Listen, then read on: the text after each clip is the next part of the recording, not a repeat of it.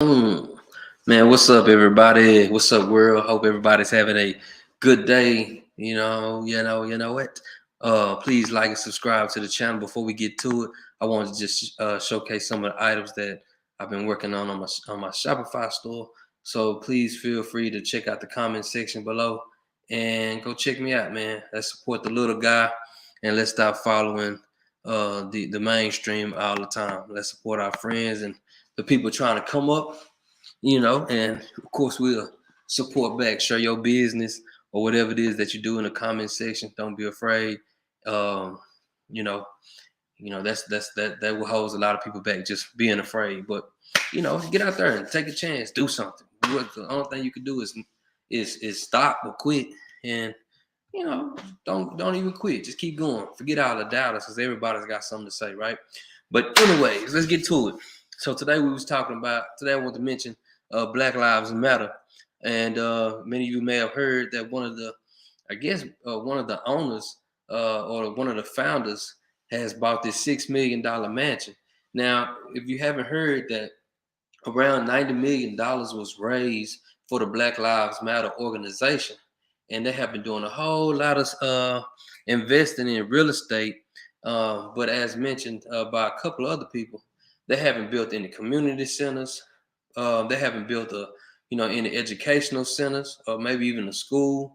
You don't see them giving money back to the families that were affected by some of these situations that they call themselves marching and protesting and bringing to the forefront, right? Many of these families have come out and spoken against the founders of this Black Lives Matter movement, and many of you guys on the what's to say the ground roots, or many of us that from the root and who are on the actual ground out here putting in the work, participating in marches. Remember, if you see my BBC interview, I was out there one of the marches, and that's when the shooting had happened. I had to catch out running. So many of us are out here putting in that work, but there are not been any type of results long term that have caused any effect and changes in our community. So let's get right to it. We'll play a little bit of this video. I'm gonna read up a little bit on some of this stuff going on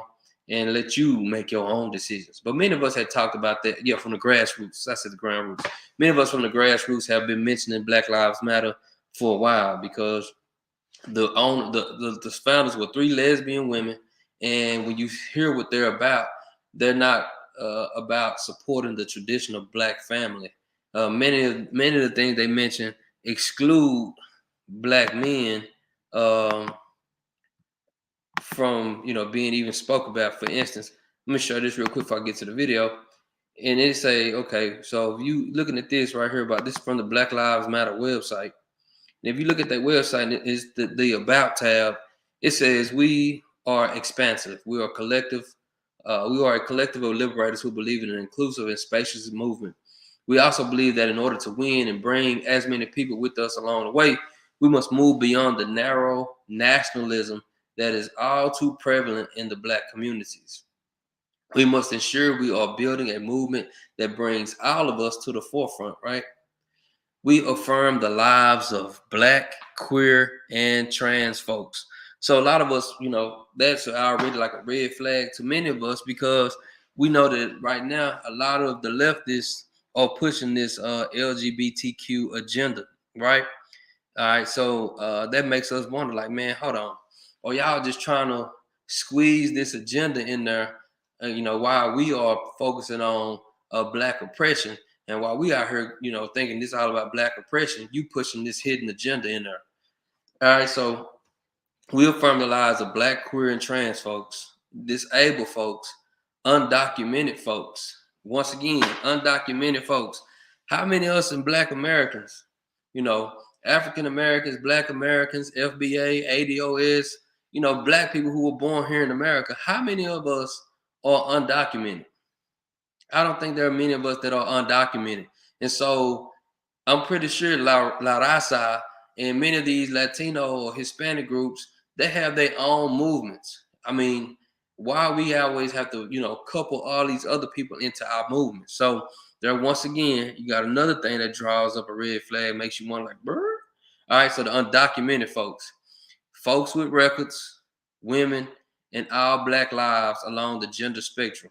Our network centers, those who have been marginalized within Black liberation movements. So, question: where in there did you hear them mention Black men? They said Black women.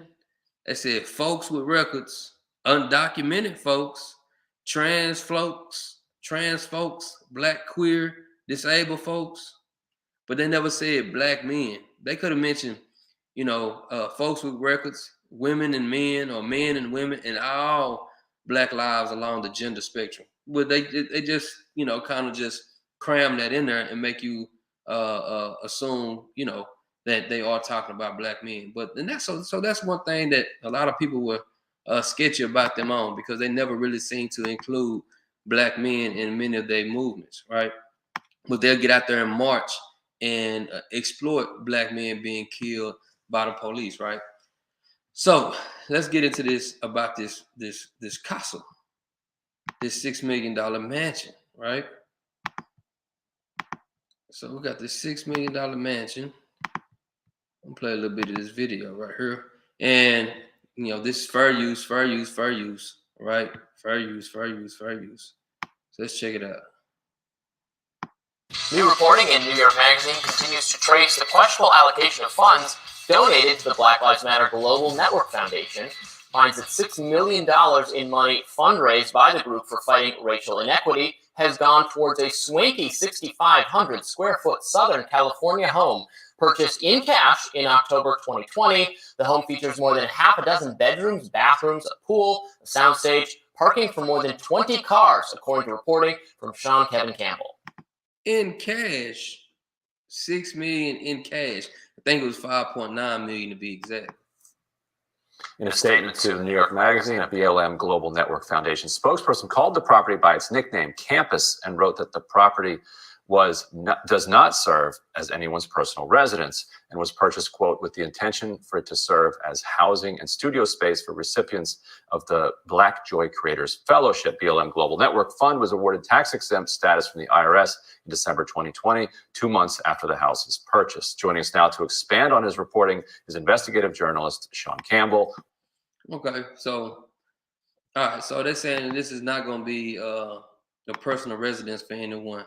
So who's going to be actually inside of this residence? All right, so we're going to get into an article that talks more about this residence, and feel free to go along with me as I go through this information about this. All right, this BLM $6 million mansion reportedly bought with donated funds, right? So let's go down here. So this sprawling $6 million mansion bought by Black Lives Matter in Los Angeles once hosted Humphrey Bogart and Marilyn Monroe as house guests. So it's a pretty swanky place, right? And comes complete with a soundstage, music studio, pool, and a 2-bedroom guest house. The 7,400 square foot Studio City compound is a 1930s farmhouse that also boasts 7 bedrooms and 7 bathrooms, according to the real estate listing.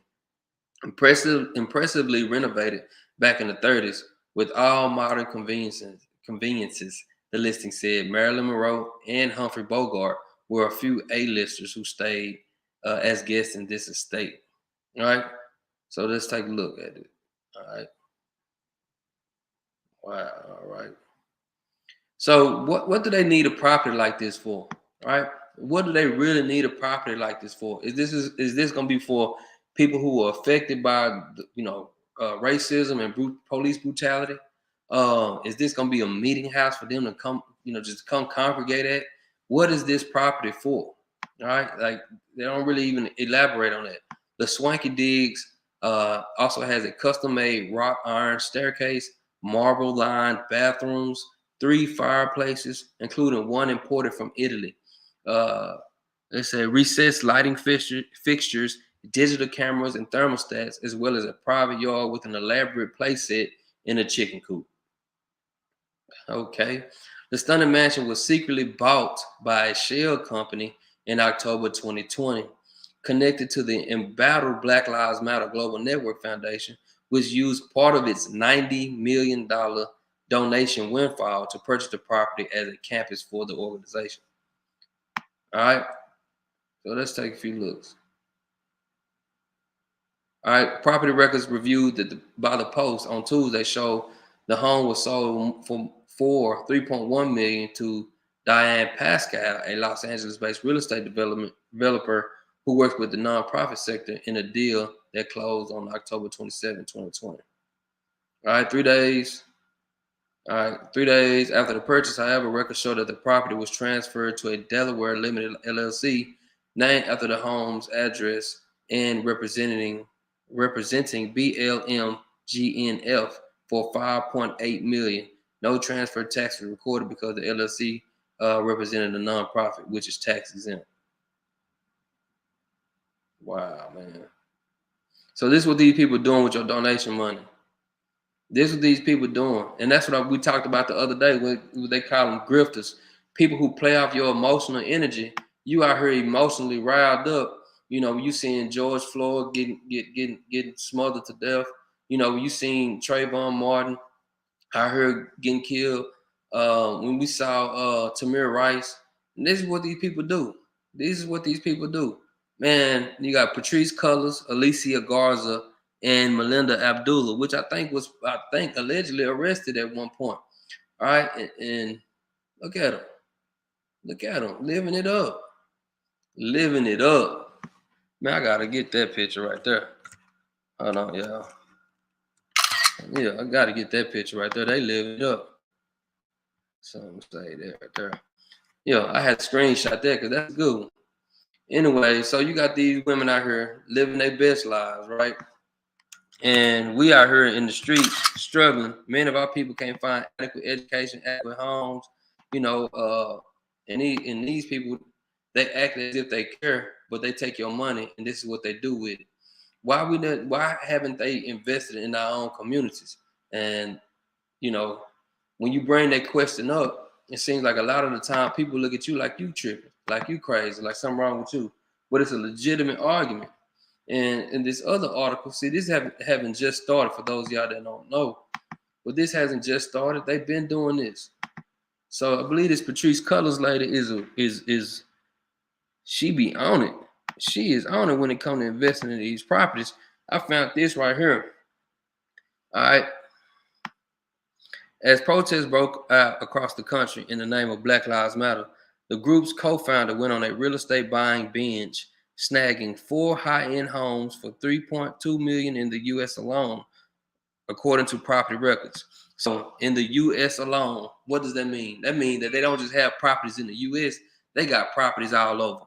Patrice Cullors, 37, also eyed property in the Bahamas at an ultra-exclusive resort where Justin Timberlake and Tiger Woods both have homes. What do they need? What does Black Lives Matter have to do with the Bahamas? We can't even get these people to march when it's black on black crime in our community, right?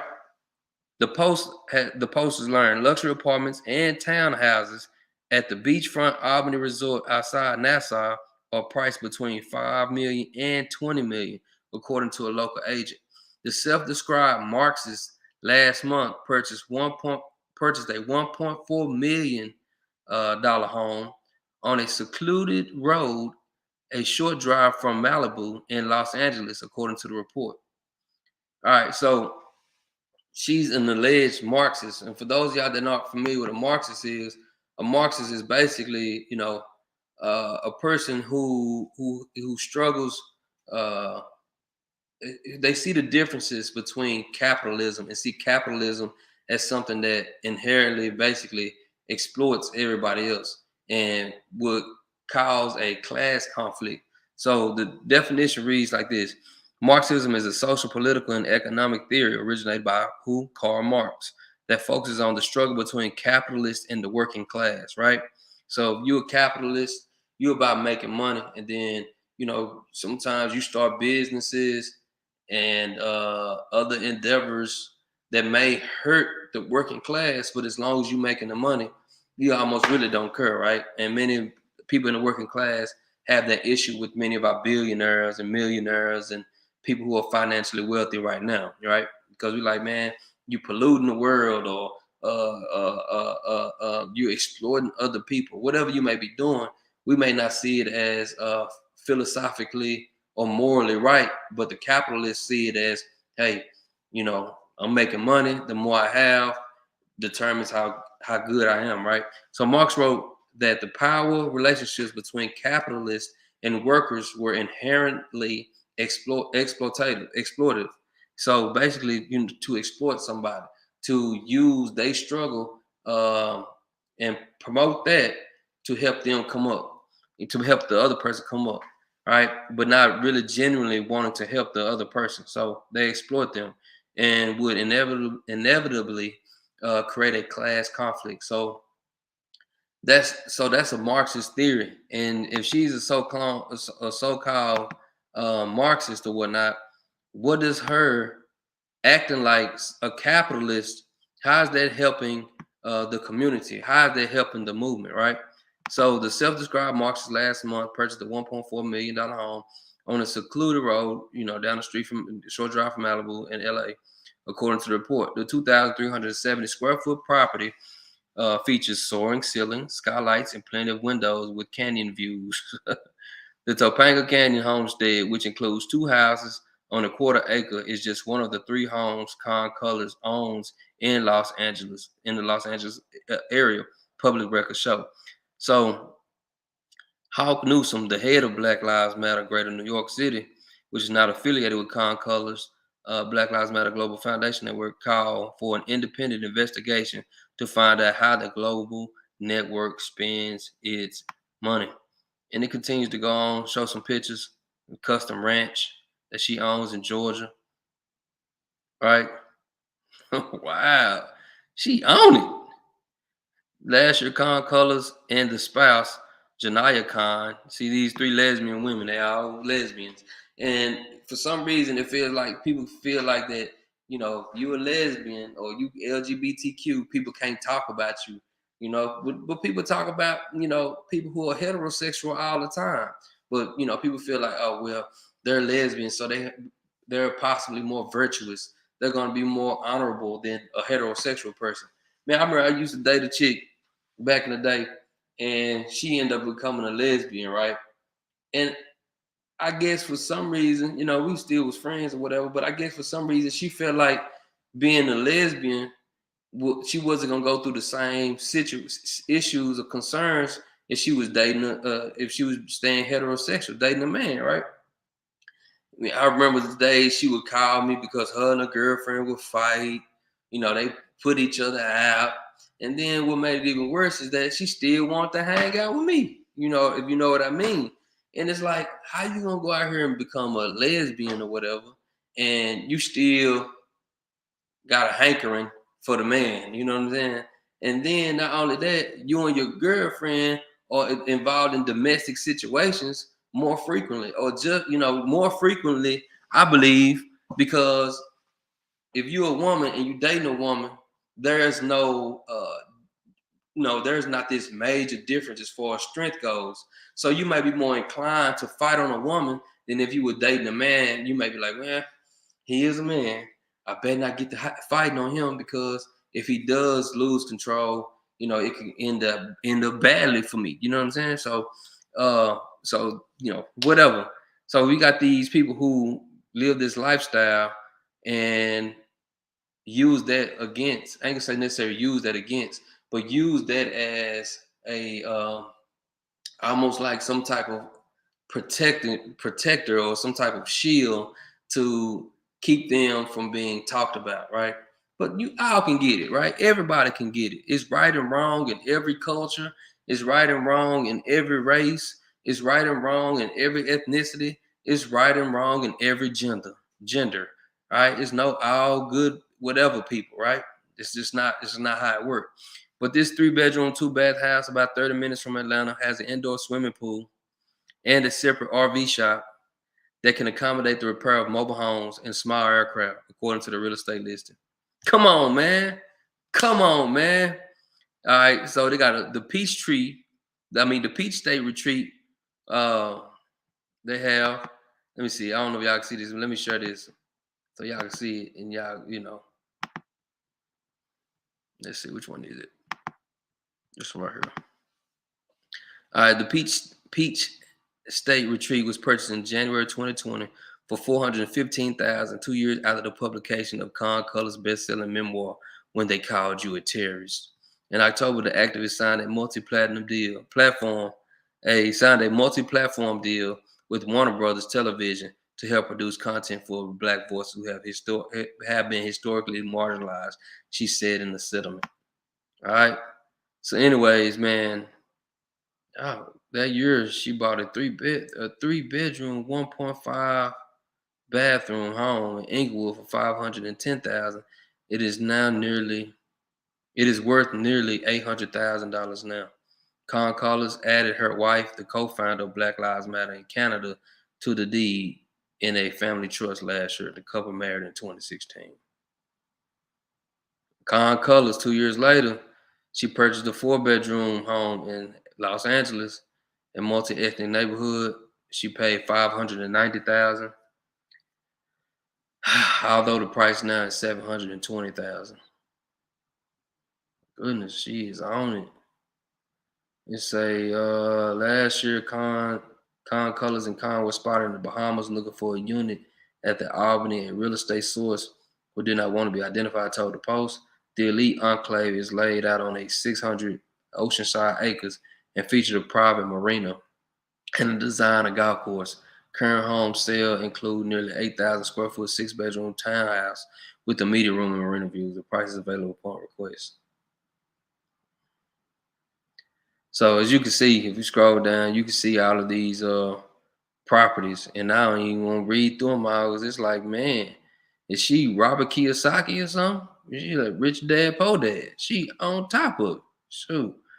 But Black Lives Matter protests erupted again in 2020 after the May killing of George Floyd, who died after Minneapolis police officer knelt on his neck during the arrest, and they got richer.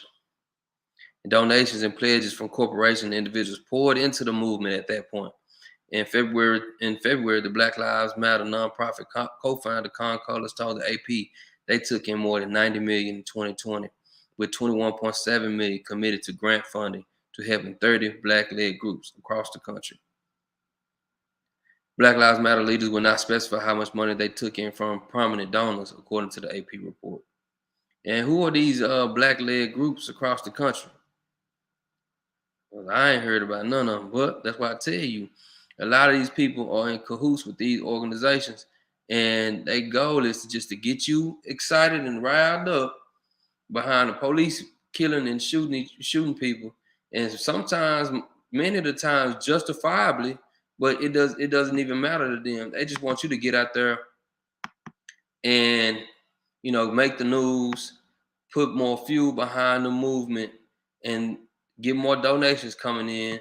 And then once you get those donations coming in, they spend it how they want to.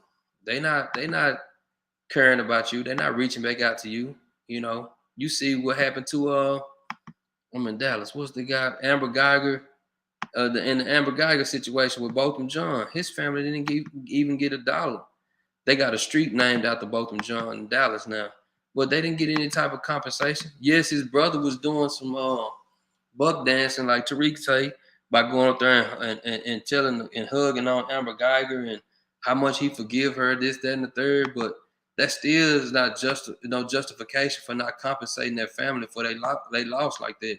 And if they couldn't win the settlement with the city, then you should have organizations like Black Lives Matter showing up to do something to help their family out. But that's not what they do, and that's not what they're about. So they are exposing these guys, whether something happens to them or not. That's yet to be seen, because they have the money to fight legally, and to keep things from crashing down on them. But to many of you guys who just blindly trust these organizations and these groups, take a step back and do some type of research and check your references and really dive in and see what these people stand for and what they're about. Like I told you, I listen to many different people across many different platforms, and this is how, you uncover the truth, because some people may have truths in what they may be saying. And even though a lot of people are grifters or just using, the black struggle as a way to monetize it, there are many people who are genuinely concerned about the state of our union, the state of the black community, mainly, in the state of the country, period. So, take good knowledge and apply it wisely. Don't just get out here and just say, "Oh, I'm not listening to this person." That's not always the case. You can learn anything from anybody. So, what's good, Flat? What's good, baby? Man, I'm over here talking about these Black Lives Matter grifters, man. Man, did you see this about their little $6 million home they had got? Yeah, man, I'm over here telling them folks about that, man. It's a shame, man, that we have been telling people though for a long time that these people didn't mean us no good. And a lot of them was just really out here just trying to monetize off our struggle, like a lot of people in my city. They got these people who got these movements going on, but they really just out here hustling and trying to come up off us. And look at this, yeah, and many people not being wise to the situation. And so, yeah, just wanted to make sure everybody understood that, you follow your own mind, man. Do your own research. We got to get out here and hit the streets for ourselves and start just putting money blindly in people's hands. That's why I tell people, like, all the time, like, support the underdog. If you're gonna support somebody's business, go support your friend down the street. At least you go put $100 in their pocket, or support their business, and they end up enrolling their kid in like a tennis club, or a gymnastics or karate or football. At least your money went towards that.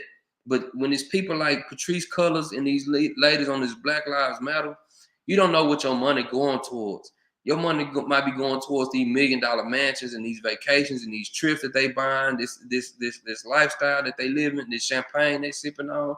And then how is that going to help you? How is that going to affect you? Right? It's not. And we talked about it the other day, is that in the black community, man, by my song, man, say, bro, we talked about it in our black community that our dollar do not bounce. Our dollar bounces only like once or twice before it leaves our community. And we have to do better, man. Now, yeah, bro. Man, say all of them I think right now are probably grifting, man. I'm just let's see real quick. I tell you, man, I ain't see what happened lately on them. Let's see. Let's see. What that boy done did now, man. Cause I ain't really even been on that boy like that. What that boy done did, head. Let's see. Let's get my song. Let's see. Let's see. Ain't seen it, bro. There you go.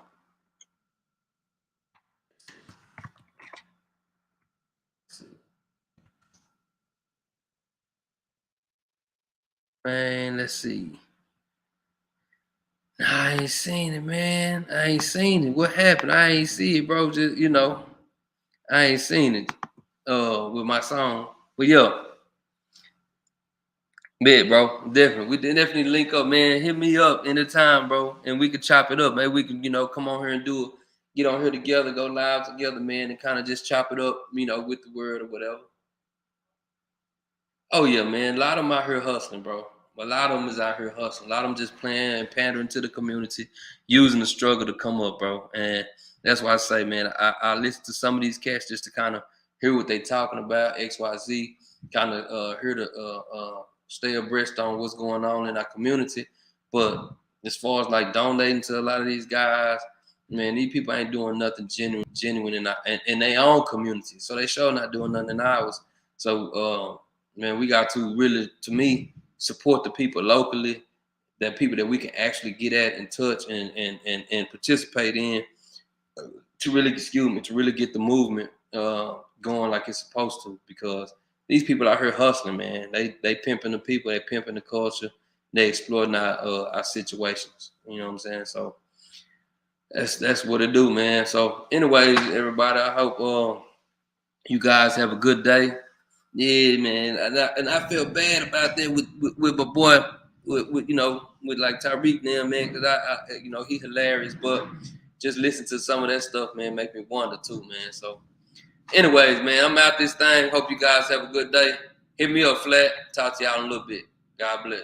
Cheers.